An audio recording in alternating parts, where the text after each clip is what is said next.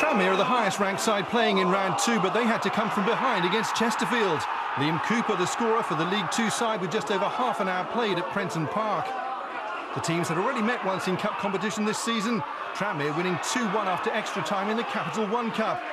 And they were back in this game when Cole Stockton scored for the 4th time this season. 3 of those have come in cup competitions.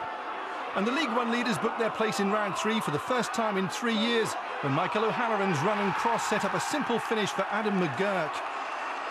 So Tranmere go through, but it was a scrappy win in more ways than one.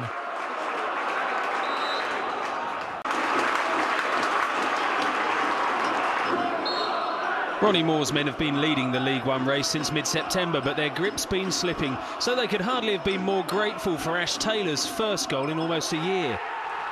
Against struggling Portsmouth, they hoped that would be the launch pad for a handsome victory. But Guy Whittingham's side had other ideas. Back on terms early in the second half, Gabor Gyepes rekindling their hopes of a first win in 8 league outings.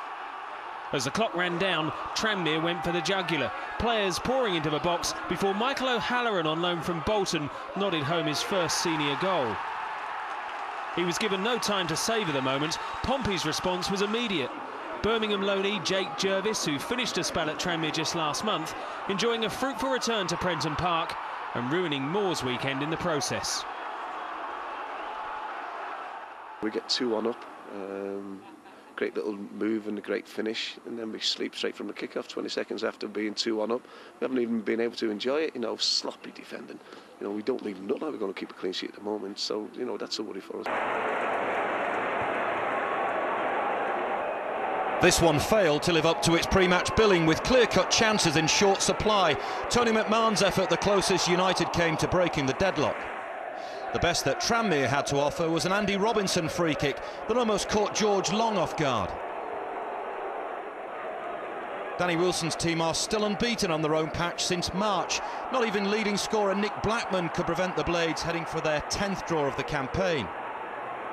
A point means both clubs are non-movers, an outcome that Ronnie's Rovers are more than happy with. One little mistake was going to cost somebody dear. But at the end of the day, we're competing with the Sheffield Views. I mean, it's unbelievable, and I've got nothing but praise for my players. When it comes to games that are as tight as that, you want something, a little bit of quality in some part of the pitch that just might open them up, and we forged that a couple of times, but really didn't make the most of it. Tranmere have been top of the tree since mid-September. Swindon among the sides hopeful of hauling them in, but this was a horrendous night for Rovers. From the moment Danny Holland's deflected shot crashed into the net, it was downhill all the way. The leaders losing possession cheaply before Rafaela De Vita's effort doubled Swindon's advantage, and still only 7 minutes gone. Ronnie Moore called his defence's display as bad as any he'd seen. The home side's third illustrating the point, Rovers unable to clear, and Andy Williams punished Ian Goodison's slip. Tranmere are badly missing 3 key players, the spine of the team, the manager says, but he'd have been hoping for a bit more backbone than this. Williams denied, only for Matt Ritchie to pounce and put Swindon 4 up just past the half hour. After a run of 4 draws, Rovers were heading for their worst league defeat in almost 3 years. Swindon straight back into their stride in the second half, as Williams' second of the game put him on a hat-trick. He didn't have to wait long for his chance to claim the match ball.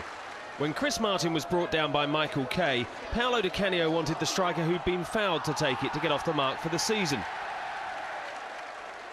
But Williams was put forward instead.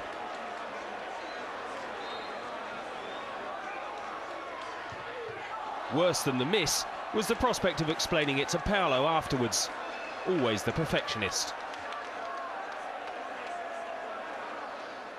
I tell you, in my opinion, it's not a big criticize, obviously, because at the end of the day they decide, and Chris Martin said, no, take it because I give you the chance to. But I wanted to be honest, this is my point of view, because as a manager, I think in a different way than the players, Chris Martin should take, because he hadn't scored yet, and then he won the penalty. Tranmere stay second after coming from behind to beat Crewe. Brad Inman on loan from Newcastle made it 3 goals in 3 games to give Crewe a first-half lead. But Andy Robinson's cross was headed in by Adam McGurk to bring Tranmere level. before the appropriately named Max Power struck the winner. It was voted our goal of the day. It was also his first ever league goal. Well done, Max. Super goal.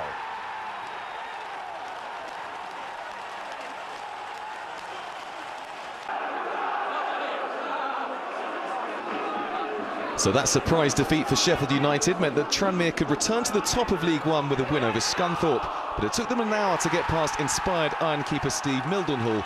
Cole Stockton with a close-range header. Ronnie Moore's men had suffered their first real blip in form, but the win against Crewe on Boxing Day had restored some much-needed confidence.